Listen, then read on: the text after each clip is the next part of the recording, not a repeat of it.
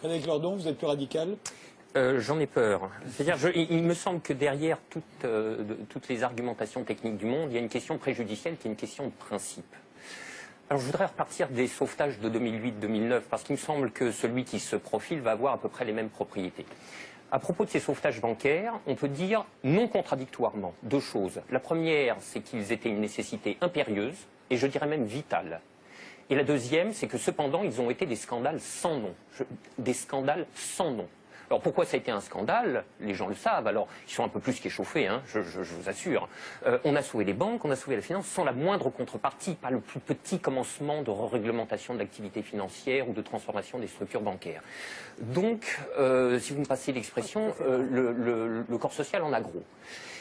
Mais pour autant, il était une nécessité impérieuse de les sauver. Pour une raison extrêmement simple, c'est que il faut que les gens essayent de se figurer l'ampleur des dévastations économiques et sociales qui suivent de la matérialisation d'un risque systémique. C'est dans le cadre de cette hypothèse que je me situe. On pourra peut-être y revenir tout à l'heure. C'est-à-dire l'effondrement total de toutes les banques. Les transactions les plus élémentaires deviennent impossibles. Je veux dire, aller acheter son pain à la boulangerie, ça ne marche plus. Tout simplement parce que retirer de l'argent au distributeur à billets, ça ne marche pas. Faire un chèque, ça ne marche pas. Une carte bleue, ça ne marche pas. Vous avez les piécettes dans la poche, ça ne vous mène pas loin. Hein. Vous tenez 4-5 jours en forçant plutôt sur les patates. Et après, c'est retour au jardin potager pour ceux qui en ont un, et pour les autres, c'est retour vers l'état de nature économique. Ce que vous décrivez là, ça semble une catastrophe.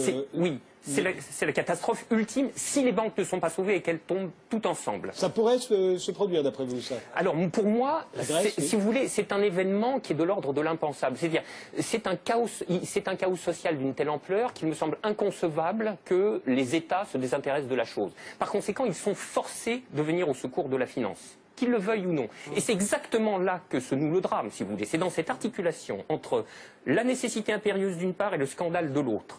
Le corps social est forcé, par pouvoir public interposé, de venir au secours des banques, car si les banques calanchent, c'est le corps social qui calanche dans la semaine qui suit.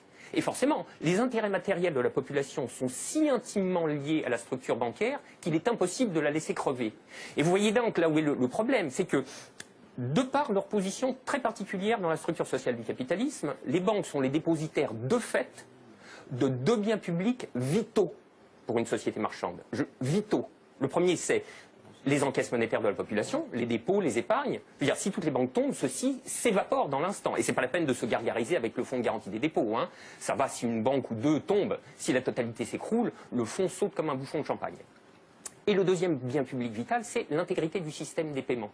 Et c'est parce que les banques ont capté ces biens publics qu'elles peuvent contraindre l'État, les corps sociaux à leur venir en aide. C'est quoi l'intégrité du système des paiements? C'est le fait que les banques sont les teneurs de compte, qu'elles les mouvementent, qu'elles les débitent, qu'elles les créditent. Donc elles sont les opératrices. Absolument. C'est pas qu'elles les garantissent, c'est qu'elles opèrent très concrètement et très basiquement les transactions élémentaires. La gestion des moyens de paiement. Exactement. Bon, alors, si vous voulez, là, il y a une situation de fait que les économistes appellent dans leur langage pluriel et amoral, mais dont le vrai nom est prise d'otage. Et celle-là, elle est colossale. Si vous voulez, chaque fois qu'il y a un mouvement social dans les transports ou le ramassage des ordures, on vous bassine avec la prise d'otage des syndicats. Mais ça, c'est une prise d'otage, mais cosmique. C'est énorme.